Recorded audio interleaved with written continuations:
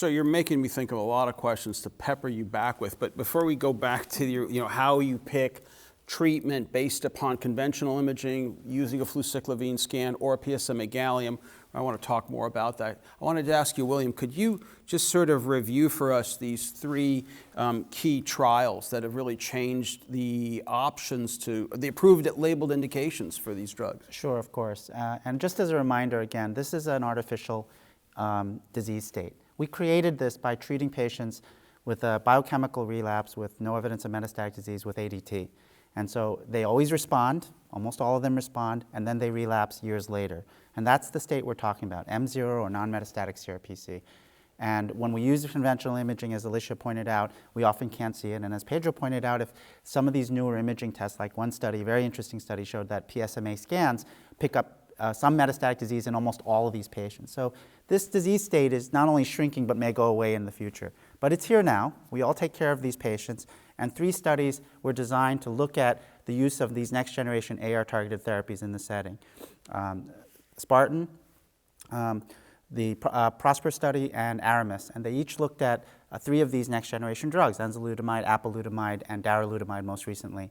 And they were all very positive. They all showed a significant delay in a novel endpoint that the FDA accepted, which is metastasis-free survival, or MFS.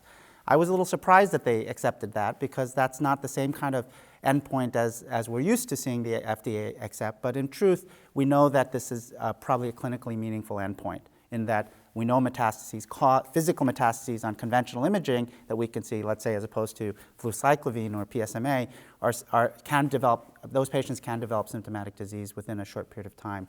So MFS is the endpoint. The patients were selected based on a PSA doubling time of less than 10 months, and there was up to a 2-year delay in MFS in all 3 of these studies. They were actually very, very similarly designed, and the outcomes were quite similar between the 3 of them. We'll talk about some of the nuances in a minute, but on that basis, all 3 of those drugs are approved.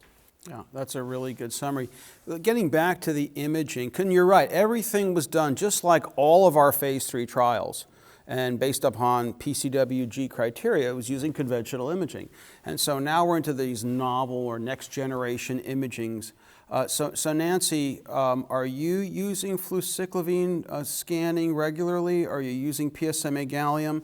And if indeed, when PSMA gallium becomes available, we're hearing that there may be an NDA available by the end of the summer. We may in the US start to have ubiquitous access to PSMA gallium. I think there's right now only about 7 or 8 in the entire US. We're kind of behind the rest of the world where it's kind of been around for a long period of time. So I have to admit, I use a lot of conventional scanning.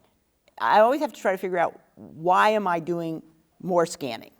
So it depends on what I'm looking for and why I'm looking for it. So if I do a bone scan, technetium bone scan, a CAT scan, abdomen, pelvis, and a chest x-ray, and I find things, then I don't know that I'm particularly motivated to see if I can find more. Patient's already upset. They've been told they have metastatic disease and they have 3 lesions or 5 lesions. I don't need to tell them they have really 50 lesions. So in that setting, I don't, if I've got a positive scan, I'm not going to go off and do all these extra scans.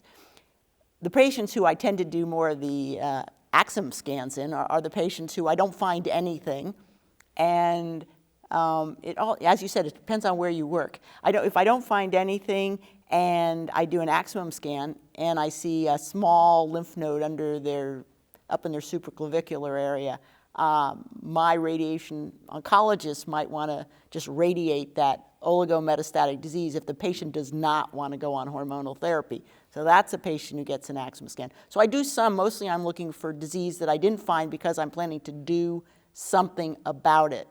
I'm lucky in that in the area, I'm in DC, the NIH has been doing a lot of PSMA scanning, and so I've been sending patients to them on a regular basis. We're involved in a trial known as ARROW right now, so we're doing PSMA scanning as part of that study. And I've had people, probably like everyone else on the panel, I've had people travel all over the world to get their anti-PSMA therapy and their PSMA scan.